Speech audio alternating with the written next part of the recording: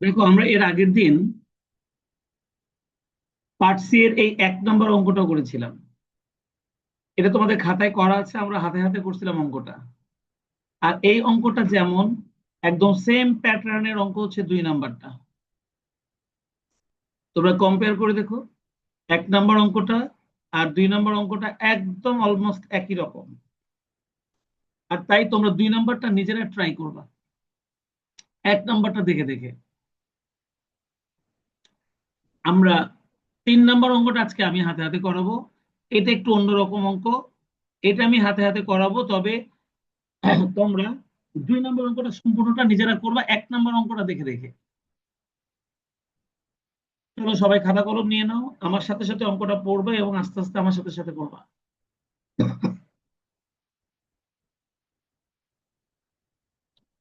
দেখো, এখানে যে ইনফরমেশন গুলো দেয়া আছে, আমি তোমাদেরকে পার্ট সি এর এই অঙ্কগুলো করার সময় বলছিলাম ওয়ার্কিং ক্যাপিটাল বের করার জন্য কারেন্ট অ্যাসেট থেকে কারেন্ট লায়াবিলিটিসটা মাইনাস করতে হয়। কিন্তু এই অঙ্কটার মধ্যে কারেন্ট অ্যাসেট এবং কারেন্ট লায়াবিলিটিসটা বের করা নাই, দেওয়া নাই। তোমাকে বের করতে হবে। আর বের করার জন্য তোমার সর্বপ্রথম যে জিনিসটা দরকার হবে সেটা হচ্ছে annual total cost.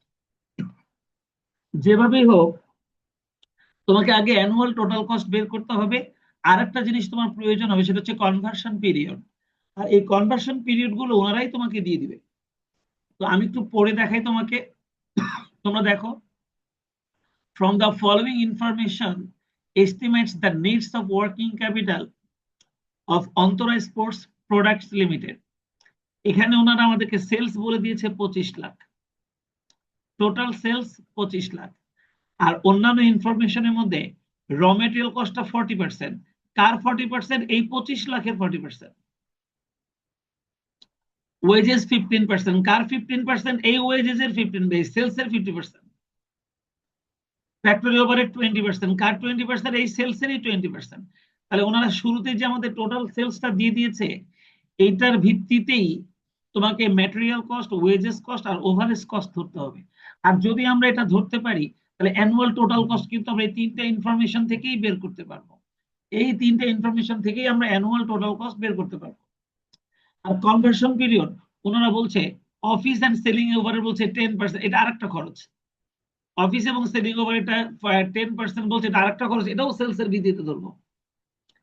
And rest মানে বাকি যে পার্সেন্টেজটুকু আছে, দেখো 40 আর 15 হচ্ছে 55, আর 20 হচ্ছে 75, আর 10 85, বাকি থাকে 15%, সেটা নাকি প্রফিট। তো প্রফিট আমাদের কোনো কাজে লাগবে না। তাহলে বাকিটুকু যে প্রফিট, সেটা ওনারা বলছেন আমাদের কোনো কাজে লাগবে না। Sales are 100% on credit. আমরা যে পণ্যটা সেল করি 25 লাখ টাকার, এর পুরোটাই আমরা বাকিতে সেল করি। হ্যাঁ, নগদে বিক্রি করলে আমাদের জন্য একটু ঝামেলা হতো, কারণ নগদে বিক্রি করলে তার মধ্যে দেনাদার থাকে না, তখন আমাদের জন্য একটু প্রবলেম হতো। কি প্রবলেম হতো সেরকম অঙ্ক পাবো আমি, তখন তোমাদেরকে করাবো। কিন্তু এই অঙ্কে যেহেতু ওনারা বলে দিয়েছে যে বিক্রয়ের সম্পূর্ণটাই আমাদের ক্রেডিটে হয়, তাই আমাদের জন্য বাড়তি কোনো ঝামেলা তৈরি হবে না। তবে যদি 100% ক্রেডিট সেলস না হয়ে কিছুটা নগদে হতো, তাহলে আমাদের জন্য অল্প একটু ঝামেলা হতো। যাই হোক, এবার দেখো ওনারা কনভার্সন পিরিয়ড বলতেছে ডেটর্স আর অ্যালাউড 2 মান্থ। এটা হচ্ছে একটা conversion period. while credit allowed by supplier is 1 month। এটা লাগাই দিও না, তাহলে আমি ওয়াইফাই লাইনটা পাবো না। while credit allowed by supplier is 1 month, এটা পাওনাদারের জন্য conversion period. Raw materials are in stock for half month, এটা স্টক অফ র মেটেরিয়ালের জন্য conversion period. Material processing 1/4 of the month, work in প্রসেসের জন্য কনভার্সন পিরিয়ড হচ্ছে 1 মাসে 4/1 finished goods are remain in warehouse half month, এটা stock of finished goods এর জন্য conversion period. Lag in payment of wages and overhead 1 week, এটা overhead, wages এবং ওভারহেডের জন্য কনভার্সন পিরিয়ড। আর cash balance is to be keep, টাকা 1 লাখ, এটা হচ্ছে ওপেনিং ক্যাশ ব্যালেন্স, যেটা আমাদের কারেন্ট অ্যাসেটের শুরুতেই লিখতে হয়। তার মানে এই অঙ্কটা পড়ে দেখা দেখা যাচ্ছে এই লাল করা অংশটুকু থেকে আমরা অ্যানুয়াল টোটাল কস্ট বের করব। আর এই অংশটুকুর মধ্যে ওনারা কনভার্সন পিরিয়ড বলে দিয়েছে। তাহলে এই কনভার্সন পিরিয়ড আর এই টোটাল কস্টটা ব্যবহার করে আমরা কিভাবে কারেন্ট অ্যাসেট এবং কারেন্ট লায়াবিলিটিস বের করব, আর এই দুটোকে বিয়োগ করে আমরা ওয়ার্কিং ক্যাপিটাল বের করব, চলো সেটাই এখন আমরা শিখব।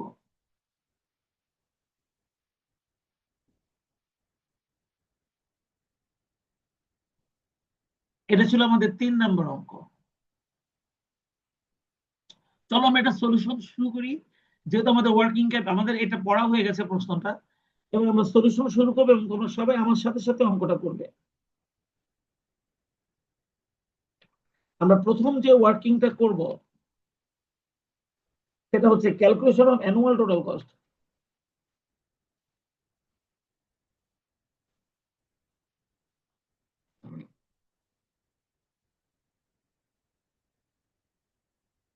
সবসময় এই সমস্ত অঙ্ক করার সময় আমরা সবার আগে অ্যানুয়াল টোটাল কস্টটা বের করে নিব, কারণ অ্যানুয়াল টোটাল কস্ট আর কনভার্সন পিরিয়ড ছাড়া তুমি কোনো কারেন্ট অ্যাসেট এবং কারেন্ট লায়াবিলিটিস বের করতে পারবে না। তো আমরা এটা একটা ছকের মধ্যে করি।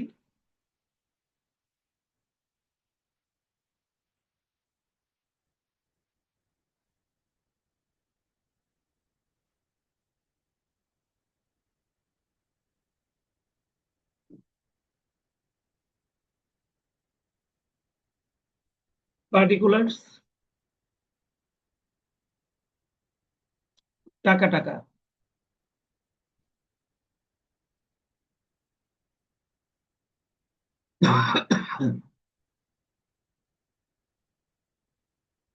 দেখো, আমাদের প্রথমে আছে র ম্যাটেরিয়াল 40%।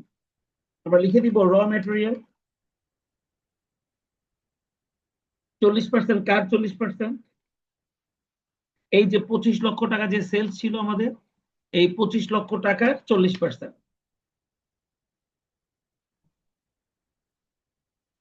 তাহলে 25 লক্ষ টাকার 40%, দেখো তো 10 লক্ষ টাকা হয় না?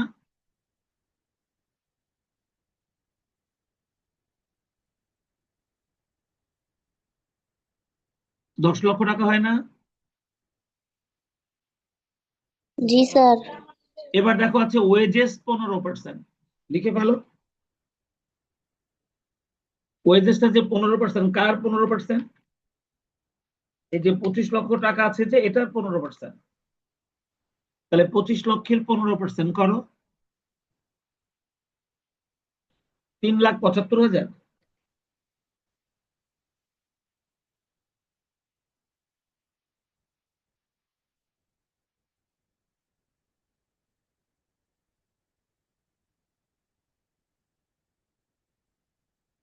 তাহলে এই দুইটা যোগ করলে আমাদের প্রাইম কস্টটা কত হবে? 13,75,000। এটাকে আমরা বলি প্রাইম কস্ট, তোমরা জানো। তাহলে আমাদের প্রাইম কস্টটা চলে এসছে 13,75,000। আচ্ছা, এবার আমরা অ্যাড করব ফ্যাক্টরি ওভারহেড। সেটা কোথায় আছে দেখি। এই যে ফ্যাক্টরি ওভারহেড বলছে 20%। তাহলে চলো লিখে ফেলি অ্যাড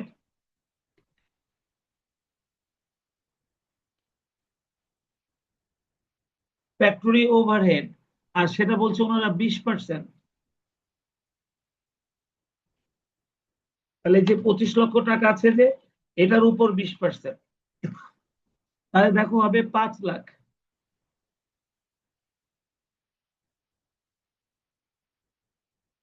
তাহলে এই 5 লক্ষ যোগ করলে এবার আমরা পাবো হলো ফ্যাক্টরি কস্ট। প্রাইম কস্টের সঙ্গে ফ্যাক্টরি ওভারহেড যোগ করলে আমরা প্রাইম কস্ট সঙ্গে ফ্যাক্টরি ওভারহেড যোগ করলে আমরা পাই ফ্যাক্টরি কস্ট, তোমরা জানো এটা 18,75,000। এটাকে আমরা বলবো ফ্যাক্টরি কস্ট।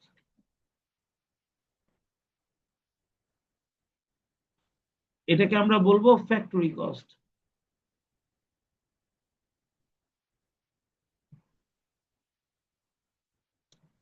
তাহলে ফ্যাক্টরি কস্ট আমরা পেয়ে গেলাম। এবার ফ্যাক্টরি কস্টের পর আমরা এর সঙ্গে যোগ করব অন্যান্য ওভারহেড। ওই যে ওনারা বলে দিয়েছে অফিস অ্যান্ড সেলিং ওভারহেড 10%। তাহলে অ্যাড করে দেই, add office and selling overhead. আর এই অফিস এন্ড সেলিং ওভারহেড ওনারা বলে দিয়েছিল 10%, 20%, না 10%। আর সেটা হবে আমাদের এই 25 লক্ষ টাকার 10%। 25 লক্ষ টাকার 10% দেখো কত টাকা হয়।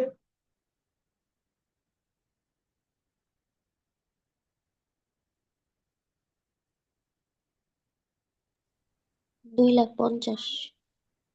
দেখো 2,50,000 টাকা। আমাদের এর সঙ্গে প্রফিট যোগ করার কোনো দরকার নেই, আমাদের টোটাল কস্ট পর্যন্তই দরকার। তাই এবার আমরা যোগ করে পাবো টোটাল কস্ট। তাহলে দেখো কত হয়, 21,25,000 নাকি?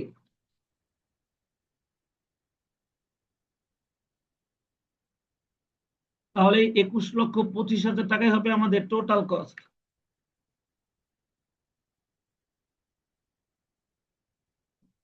তাহলে আমরা টোটাল কস্টটা পেয়ে গেলাম।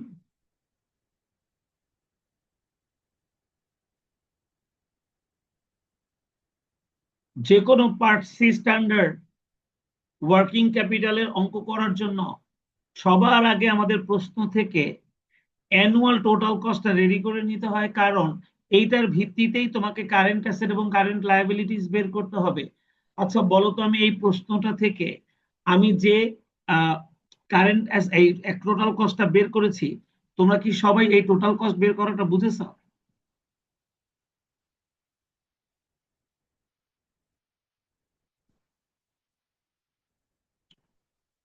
এখানে আমাদের যে টোটাল সেলসটা দেওয়া ছিল জি স্যার। 25 লাখ, আর এখানে যে ওনারা আমাদের সবগুলো খরচের যে পার্সেন্টেজ গুলো দিয়ে দিয়েছে, মনে রাখবা সকল খরচের পার্সেন্টেজ গুলো সবসময় সেলস এর উপরেই ধরতে হয়।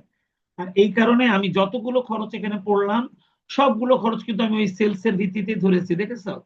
আর এভাবেই আমি আমার টোটাল কস্টটা বের করেছি। প্রথমে র ম্যাটেরিয়াল কস্টের সঙ্গে ওভারহেডসটা যোগ করে প্রাইম কস্টটা বের করেছি। তারপর ফ্যাক্টরি ওভারহেডটা যোগ করে আমি ফ্যাক্টরি কস্টটা বের করেছি। তারপর অফিস এন্ড সেলিং ওভারহেডটা যোগ করে আমি টোটাল কস্ট বের করেছি। তোমাদের যদি মনে মধ্যে প্রশ্ন আসে এইভাবে সেপারেটলি খরচগুলো না বের করে সবগুলো খরচকে একসাথে লিখে যোগ করলে কি আমাদের কোনো অসুবিধা হতো? আমি বলবো যে হ্যাঁ, অসুবিধা হতো। কারণ আমাদের এই খরচগুলো যে আমরা আলাদা আলাদা করে ভাগ করেছি, এর মানে আছে। তার মানে এর এক একটা কারেন্ট অ্যাসেট আমরা বের করব এক একটা খরচের ভিত্তিতে। তাই প্রত্যেকটা খরচটাকে এভাবে ক্লাসিফাই করে বের করাটাই সবচেয়ে যুক্তিসঙ্গত, এবং এটা তোমাদের জন্য সুবিধা হবে। তো যাই হোক, আমার এই কস্ট বের করাটা তোমরা বুঝছো, যেহেতু তোমরা কস্ট শিট করেছো থার্ড ইয়ারে, তাহলে তো তোমরা নিশ্চয়ই ফরম্যাটটা বুঝছো যে কিভাবে আমি করলাম, তাই না?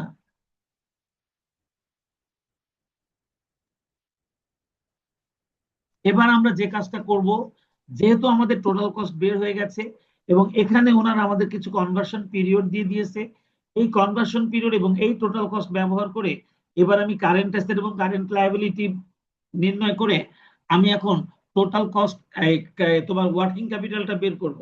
চলো এবার আমরা ওয়ার্কিং ক্যাপিটালের জন্য ঘরটা নিই। এবার আমরা ওয়ার্কিং ক্যাপিটালের জন্য ঘরটা নিই। ক্যালকুলেশন অফ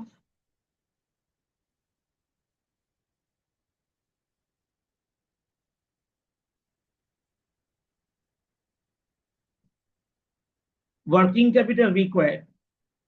এবার এই ওয়ার্কিং ক্যাপিটাল রিকোয়ার্ড এর জন্য আমরা একই রকম ঘরটা আনলাম।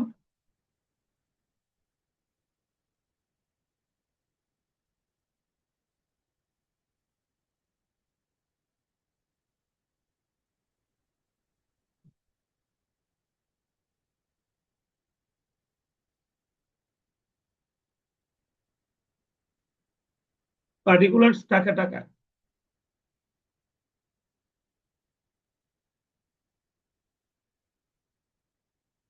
আমি কিভাবে কাজটা স্টার্ট করছি তোমরা দেখবা।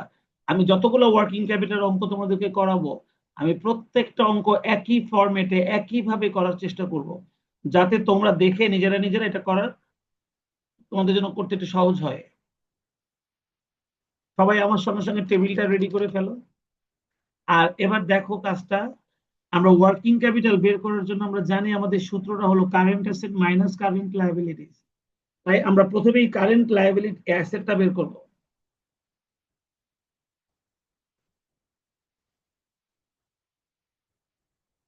আমরা শুরুতেই আমরা কারেন্ট অ্যাসেটটা বের করব।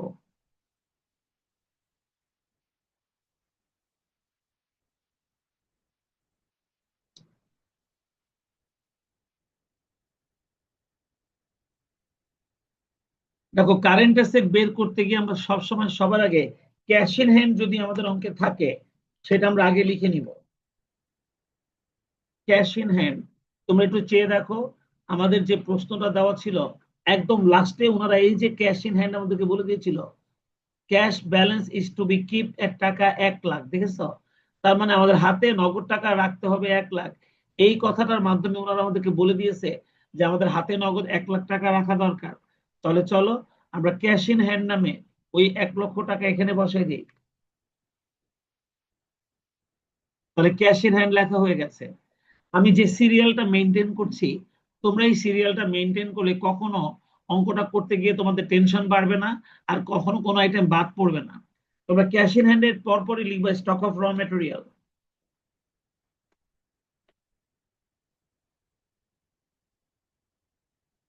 আর স্টক অফ র মেটেরিয়ালটা বের করার ক্যালকুলেশনটা আমি এখানে করব। আমি স্টক অফ র মেটেরিয়ালটা বের করার ক্যালকুলেশনটা করছি, তবে আগে আমি কনভার্সন পিরিয়ডটা একটু দেখব। কনভার্সন পিরিয়ডটা কি আছে সেটা একটু আমি আগে দেখব। তোমরা দেখো আমাদের প্রশ্নের মধ্যে স্টক অফ র মেটেরিয়াল, এই দেখো ওনারা এই যে বলছে raw materials are in stock for half month, পাইছো? তোমরা কি কনভার্সন পিরিয়ডটা দেখেছো? এই দেখো ওনারা প্রশ্নের মধ্যে বলে দিয়েছে, এই যে ব্লু করা এই এই কালারটা, ওনারা বলতেছে raw materials are in stock for half month. তাহলে স্টক অফ র মেটেরিয়ালের জন্য কনভার্সন পিরিয়ড আছে হাফ মান্থ, তোমরা দেখছো? আর এই স্টক অফ র মেটেরিয়ালটা সবসময় র মেটেরিয়াল কস্টের ভিত্তিতে ধরতে হয়। আমাদের র মেটেরিয়াল কস্ট হচ্ছে এখানে 10 লাখ। তাহলে দেখো আমাদের হাফ মান্থ কনভার্সন পিরিয়ড দেওয়াতে আমি স্টক অফ র মেটেরিয়াল বের করার জন্য আমি এই 10 লক্ষ টাকাটাকে আগে লিখলাম। আর যেহেতু হাফ মান্থ কনভার্সন পিরিয়ড, তাই আমি এটাকে 12 দিয়ে ভাগ করলাম। তাহলে এটা 1 মাসের জন্য বেরোলো। আর এটাকে এখন আমি গুণ করবো 0.50, তাহলে এটা হাফ মান্থ হয়ে গেল, দেখছো? তাহলে আমি কিভাবে আমার কনভার্সন পিরিয়ডটা টোটাল কস্টটা ব্যবহার করে এই যে দেখো আমি আমার কারেন্ট অ্যাসেটটা বের করলাম, একটা স্টক অফ র মেটেরিয়ালের টাকাটা বের করলাম। তোমরা কি দেখেছো? তাহলে দেখো তো কত টাকা হয়।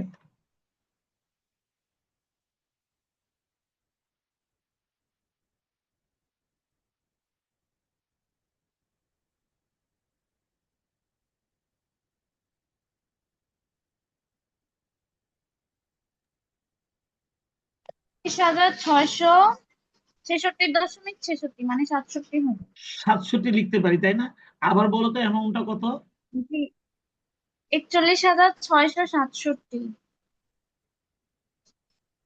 আচ্ছা এটা ঠিক আছে, সবার বাকিরা ক্যালকুলেশন করে দেখো ঠিক আছে তো। 10 লাখ ভাগ 12 ইন্টু 0.5, তাতে এই অ্যামাউন্টটাই আমাদের আসা উচিত। চলো এবার আমরা দ্বিতীয় খরচটা লিখবো। আমরা প্রথমে স্টক অফ র মেটেরিয়ালটা লিখলাম। আমি বলেছিলাম কারেন্ট অ্যাসেটের মধ্যে আমি যাদের নাম লিখতেছি তোমরা সবসময় সব অঙ্ক করার সময় আমার মতো এই সিরিয়ালটা মেনটেন করবে। তাহলে তোমাদের মেনটেন করতে হবে এমন না, কিন্তু এটা মেনটেন করলে তোমাদের ভুল হবে কম। স্টক অফ র মেটেরিয়ালের পর এবার আমরা লিখবো স্টক অফ ফিনিশ গুডস।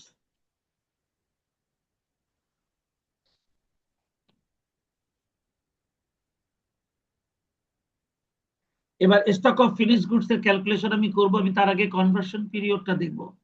আমি এটা ক্যালকুলেশন করব, তবে তার আগে আমি কনভার্সন পিরিয়ডটা একটু দেখব। স্টক অফ ফিনিশ গুডস এর জন্য কনভার্সন পিরিয়ডটা দেখো নিচে দেওয়া আছে।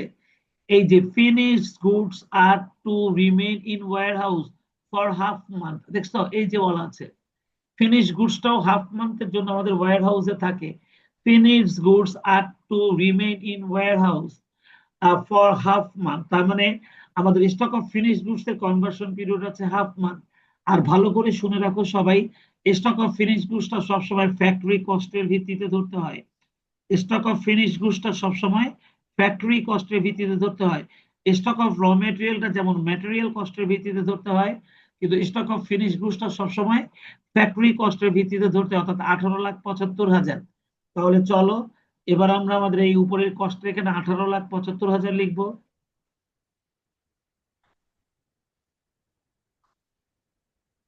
ভাগ 12 গুণ 0.5, কারণ এটাও হাফ মান্থ ছিল, এটাও হাফ মান্থ ছিল, তাই ভাগ 12 গুণ 0.5। তাহলে আমরা স্টক অফ ফিনিশ গুডসটা পেয়ে যাব। তাহলে দেখো তো আমাদের অ্যামাউন্টটা কত হয় তাহলে।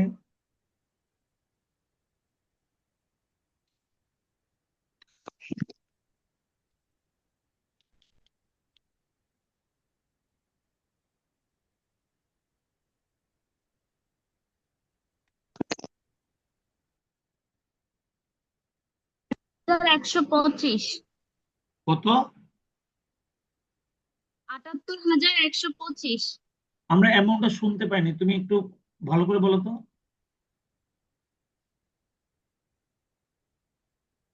78,125। এবার ঠিক আছে, তাহলে 78,125, বাকিদের আসছে সবার অ্যামাউন্টটা। Stock of G finish sir. Goods আমাদের লেখা হয়ে গেল। এবার প্রথমে লিখলাম ক্যাশ ইন হ্যান্ড, তারপর লিখলাম স্টক অফ র মেটেরিয়াল, এরপর আমরা লিখলাম স্টক অফ ফিনিশ গুডস, এবার আমরা লিখবো work in process.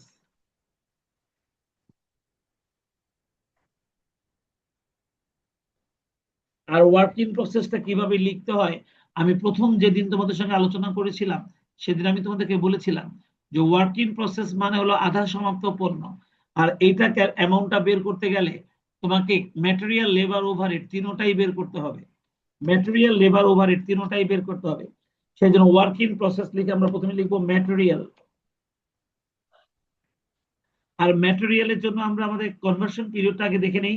Work in প্রসেসের জন্য আমাদের কনভার্সন পিরিয়ডটা কত আছে একটু দেখে নেই। তবে ম্যাটেরিয়ালটা বের করতে গিয়ে আমাদের ওই ম্যাটেরিয়াল কস্টটাই লাগবে যে ম্যাটেরিয়াল কস্টটা এখানে আছে। তবে ওয়ার্ক ইন প্রসেসের জন্য কনভার্সন পিরিয়ডটা কত আগে সেটা একটু দেখে নেই। তোমরা একটু দেখো, ওনারা আমাদেরকে বলছে materials processing 1/4 of a month. এই দেখো বলে দিয়েছে কত পরিষ্কার করে। তাহলে ম্যাটেরিয়াল প্রসেসিং তার মানে আমাদের ওয়ার্ক ইন প্রসেসের জন্য 1 মাসে 4/1 সময় লাগে। এই কথাটা ওনারাই প্রশ্নের মধ্যে বলে দিয়েছে। এই কনভার্সন পিরিয়ড গুলো না বললে আমরা এভাবে অঙ্কটা করতে পারতাম না। এই কনভার্সন পিরিয়ড গুলো ওনারা বলে দিবে অ্যানুয়াল টোটাল কস্টের ভিত্তিতে। এবার যেভাবে আমি এখন কারেন্ট অ্যাসেটটা বের করছি এভাবেই তোমরা অ্যাসেট গুলো বের করতে পারবে। তাহলে 4/1 সময় দেওয়া আছে 1 মাসের। তাহলে এই ম্যাটেরিয়াল কস্টটা আমরা ম্যাটেরিয়ালের ভিত্তিতেই বের করব। ওয়ার্ক ইন প্রসেসের ম্যাটেরিয়ালটা আমরা ম্যাটেরিয়ালের ভিত্তিতে ভাগ করব, কিন্তু এটাকে আমরা ভাগ করলাম 12 দিয়ে আর গুণ করব 0.25 দিয়ে। 4/1 মানে 0.25।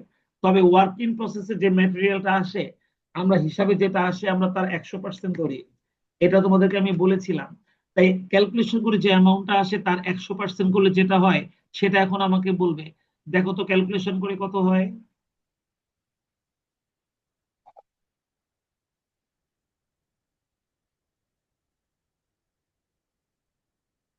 ওয়ার্ক ইন প্রসেস বের করতে গিয়ে ম্যাটেরিয়ালটা সবসময় 100% ধরতে হয়।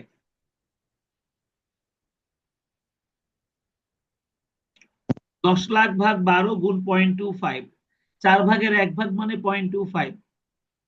আর সেটার আবার 100%, 100% দিবা, তাহলে যা আসবে ওইটাই বেরোবে, মানে পুরোটাই লিখবো আমরা। 20,833.33। হ্যাঁ, আবার একটু বলো। 20,833। 29 না 34 20? লিখতে হবে আর কি। 20,834। 33 পয়েন্ট কত ছিল? 3.3। না তাহলে আমরা 3.33।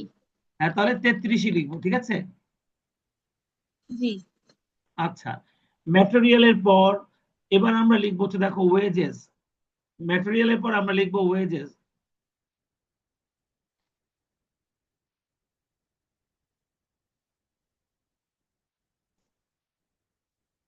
আর ওয়েজেসটা ক্যালকুলেশন করার জন্য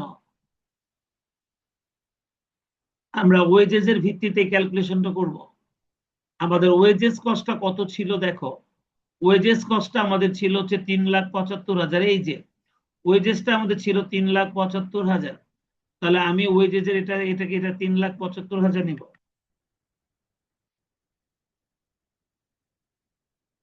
ভাগ 12 গুণ 0.25, ঠিক আছে। তবে ওয়েজেসটা নিতে হবে 50%। এটা 100% নিতে হয় না, এটা 50% নিতে হয়। তাহলে দেখো তো আমাদের ক্যালকুলেশনের অ্যামাউন্টটা কত আসে। ওয়েজেস 3,75,000 টাকা আমাদের ওয়েজেস কস্ট উপরেই দেওয়া ছিল, এখানেই দেওয়া ছিল। এই ওয়েজেস কস্টের ভিত্তিতেই আমরা এখন এই ওয়েজেসটা ধরবো। ভাগ 12 গুণ 0.25। এই 0.25টা 4/1 বলে দিয়েছিল ওয়ার্ক ইন প্রসেসের জন্য, তাই আমরা 0.25 ধরেছি। তবে ম্যাটেরিয়ালটা 100% হলেও আমরা এটা কিন্তু 50%, মানে যা হিসাবে হবে তার অর্ধেক নিব। দেখো তো অ্যামাউন্টটা এটা কত, হবে। বলো। স্যার ক্যালকুলেশন ভুল হয়েছে একটু।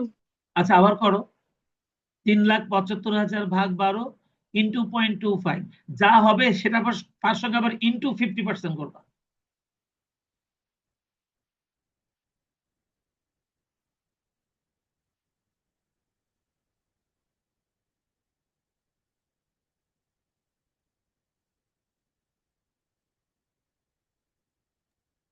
স্যার আসছে 3,906.25।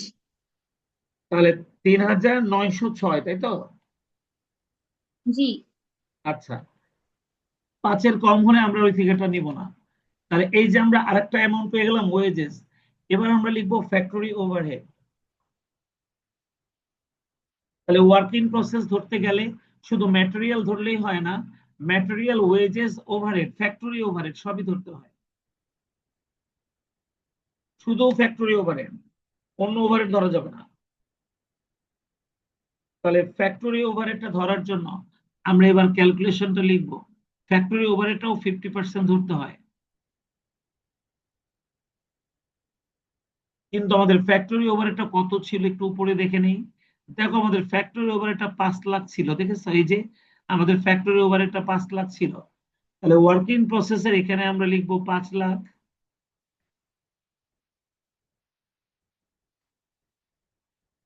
ভাগ 12 গুণ 0.25, এটার উপর আবার 50%। তাহলে দেখো তো আমাদের ফ্যাক্টরি ওভারহেডটা কত আসে। 5 লাখ ভাগ 12 গুণ 0.25, এটার আবার 50%।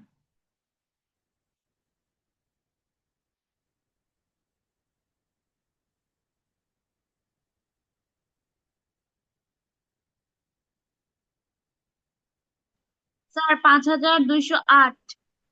5,208। তাহলে এই তিনটা লেখার পর এবার এই তিনটাকে যোগ করে আমরা আমাদের মোট ওয়ার্কিং প্রসেসের ফিগারটা কত আসে সেটা আমরা এই টাকার ঘরে লিখে দিব। আমি কিভাবে প্রেজেন্ট করতেছি তোমরা দেখো। তাহলে দেখো তো এই তিনটার যোগফল কত হয়।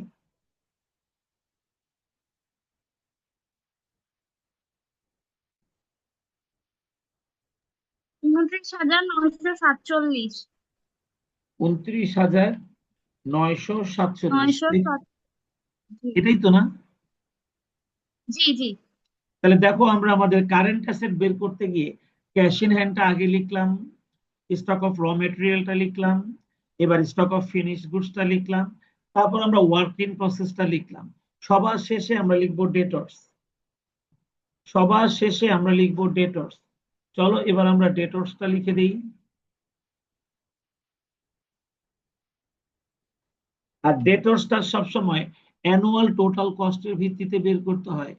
ডেটর্সটা সবসময় অ্যানুয়াল টোটাল কস্টের ভিত্তিতে বের করতে হয়। তাহলে চলো আমরা এখন ডেটর্স এর ক্যালকুলেশনটা করবো, তবে তার আগে কনভার্সন পিরিয়ডটা আগে একটু দেখে নেই। দেখো একদম প্রথমেই বলছে ডেটর্স আর অ্যালাউ 2 মান্থ। দেখছো, ডেটর্সদেরকে আমরা 2 মাস সময় দিই। Debtors are allowed 2 month. আর এই 2 মাস সময় যে দেনাদারদেরকে আমরা দেই, আমরা এই দেনাদারটা ধরবো কিন্তু টোটাল কস্টের ভিত্তিতে। আমাদের টোটাল কস্টটা হচ্ছে 21,25,000। এই টোটাল কস্টের ভিত্তিতে কিন্তু আমরা আমাদের দেনাদারটা ধরবো। তাহলে চলো 21,25,000 ভিত্তিতেই আমরা ডেটর্সটা ধরবো, তাই এখানে লিখবো 21,25,000। 21,25,000 ভাগ 12 গুণ 2, যেহেতু 2 মাস সময় হচ্ছে কনভার্সন পিরিয়ডে, তাই এটাকে আমরা ভাগ 12 গুণ 2, এভাবে আমরা আমাদের ডেটর্সটা বের করব। দেখো তো আমাদের ডেটর্স এর পরিমাণটা কত আসে। 21,25,000, এটা আমাদের অ্যানুয়াল টোটাল কস্ট ছিল। আর এই অ্যানুয়াল টোটাল কস্টের ভিত্তিতেই আমাদের এই ডেটর্সটা বের করতে হয়। ওটাকে আমরা 12 দিয়ে ভাগ করে 2 দিয়ে গুণ করলাম, কারণ ডেটর্স এর জন্য ল্যাগিং পেমেন্টটা 2 মাস দেওয়া ছিল প্রশ্নে। তাহলে কত হয়? 3,54,166। 3,54,166 না 67? ও আচ্ছা, হ্যাঁ 67 হবে। তাহলে 3,54,000। 66.63, তাহলে হ্যাঁ, 67 হবে। তাহলে আমরা এক বাড়াই দিব, তাহলে 3,54,167। আচ্ছা তোমরা বলো তো, আমি এই যে কারেন্ট অ্যাসেট গুলো যে লিখলাম, আমার কিন্তু কারেন্ট অ্যাসেট লেখা শেষ। তাহলে এই কারেন্ট অ্যাসেট গুলো বের করাটা কি তোমরা সবাই বুঝেছো আমি যেটা করলাম? জি স্যার। চলো আমরা এগুলোকে যোগ করে দেই। এই সবগুলো কারেন্ট অ্যাসেটকে আমরা এখন যোগ করে দেই। তাহলে আমরা আমাদের টোটাল কারেন্ট অ্যাসেটটা পেয়ে যাব। এই সবগুলো যোগ করলে আমরা টোটাল কারেন্ট অ্যাসেটের পরিমাণটা পেয়ে যাব। নাও যোগ দাও, কত হয় আমাকে বলো।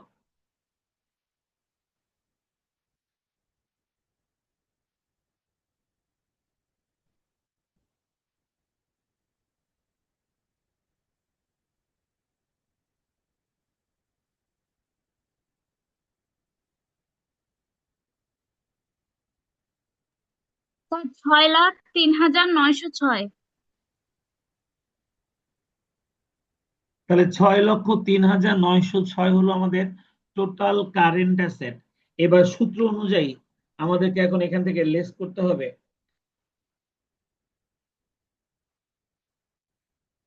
Less current liabilities.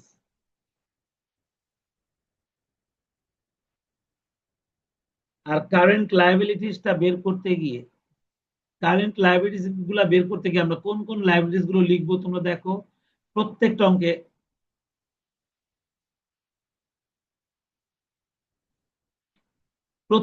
অঙ্কে আমরা একইভাবে চিন্তা করব যে কোনটার পরে কোনটা লিখবো। কারেন্ট লায়াবিলিটিস লিখতে গিয়ে প্রথমে ক্রেডিটর্স লিখতে হয়, সবার আগে ক্রেডিটর্স লিখতে হয়। আর ক্রেডিটর্সটা সবসময় র ম্যাটেরিয়াল কস্টের ভিত্তিতে বের করতে হয়। ক্রেডিটর্স সবসময় র ম্যাটেরিয়াল কস্টের ভিত্তিতে বের করতে হয়। আমাদের র ম্যাটেরিয়াল কস্ট কিন্তু 10 লাখ, কিন্তু আগে কনভার্সন পিরিয়ডটা একটু দেখে নেই।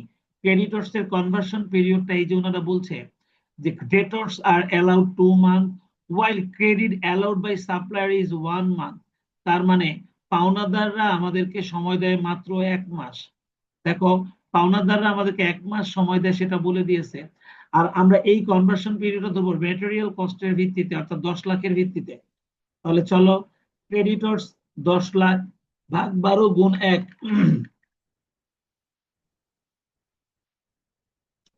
10 লাখ ভাগ 12 গুণ 1। তাহলে আমরা কারেন্ট লায়াবিলিটিস এর প্রথম আইটেম ক্রেডিটর্স এর পরিমাণটা আমরা পেয়ে যাব। দেখো তো আমাদের ক্রেডিটর্স এর পরিমাণটা কত আসে।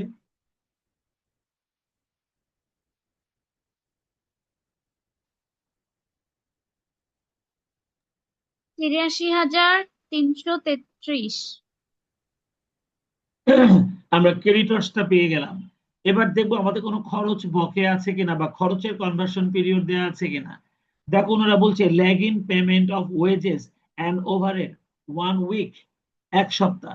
তাহলে আমাদের ওয়েজেস এর জন্য ধরতে হবে, আবার ওভারহেড এর জন্য ধরতে হবে, দুইটাই 1 সপ্তাহ ওনারা বলে দিয়েছে। এই যে বলে দিয়েছে লাস্টে দেখো, ওয়েজেস এর জন্য বলছে আবার ওভারহেড এর জন্য বলছে। তাহলে দুইটার জন্যই আমাদেরকে ধরতে হবে যতগুলো ওভারহেড আছে এখানে। তাহলে চলো, আমরা lag in payment of wages যেহেতু বলেছে, তাহলে এখন আমরা লিখবো wages payable.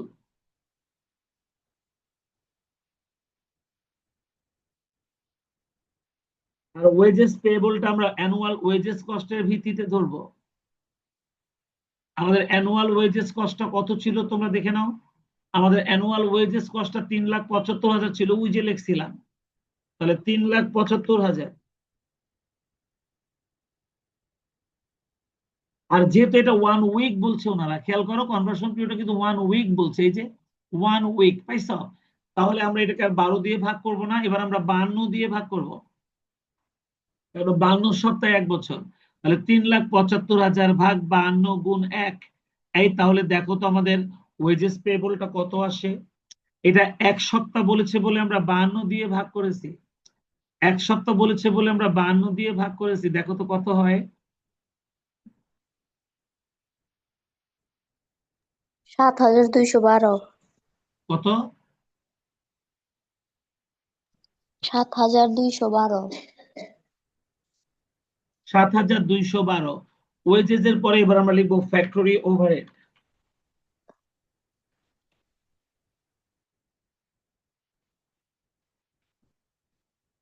Factory overhead payable. দেখো আমাদের ফ্যাক্টরি ওভারহেডও কিন্তু 5 লাখ টাকা ছিল। ফ্যাক্টরি ওভারহেডটাও কিন্তু 5 লাখ টাকা ছিল, এটাও কিন্তু 1 সপ্তাহ। তাহলে আমরা লিখবো 5 লক্ষ। এই যে ফ্যাক্টরি ওভারহেডটা 5 লাখ ছিল, তাহলে 5 লক্ষ ভাগ 52 গুণ 1। তাহলে দেখো তো আমাদের ফ্যাক্টরি ওভারহেডের অ্যামাউন্টটা কত আসে।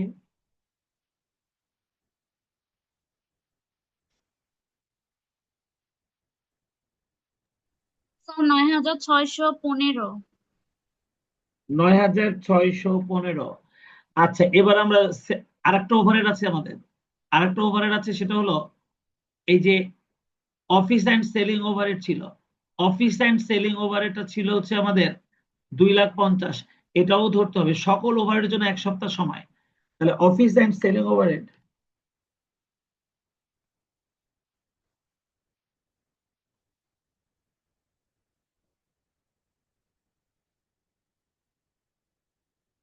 Office and selling overhead payable, সেটা 2,50,000 ছিল। তাহলে ওটাকেও আমরা 52 দিয়ে ভাগ করব। এটা 2,50,000 ছিল, 52 দিয়ে ভাগ করব আর 1 দিয়ে গুণ করব। তাহলে এটাও এক সপ্তাহ কনভার্সন পিরিয়ডটা চলে আসবে। দেখো, এটা 2,50,000 ছিল আমাদের এখানে। তাহলে 2,50,000কে ভাগ করব 52 দিয়ে গুণ করব 1 দিয়ে। তাতে কত টাকা হয়? 4808। তোমরা দেখো, আমাদের সমস্ত কারেন্ট লায়াবিলিটিস আমরা লিখে ফেলছি। কারেন্ট অ্যাসেটও আমরা আগে বের করে ফেলছি, আমরা কারেন্ট লায়াবিলিটিসও বের করে ফেলছি। এবার দেখো তো সব মিলায় আমাদের মোট কারেন্ট লায়াবিলিটিসটা কত টাকা হয়। এই চারটা মিলায় আমাদের মোট কারেন্ট লায়াবিলিটিসটা কত টাকা হয়?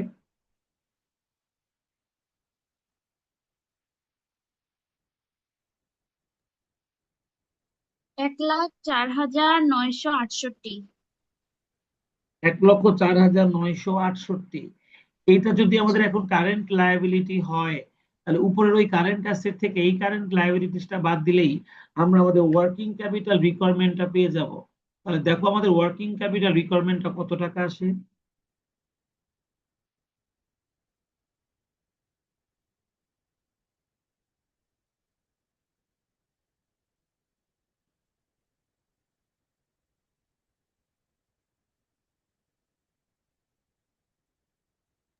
স্যার 4,98,938। 4,98,938। এটাই আমরা লিখে দিব ওয়ার্কিং ক্যাপিটাল রিকোয়ারমেন্ট।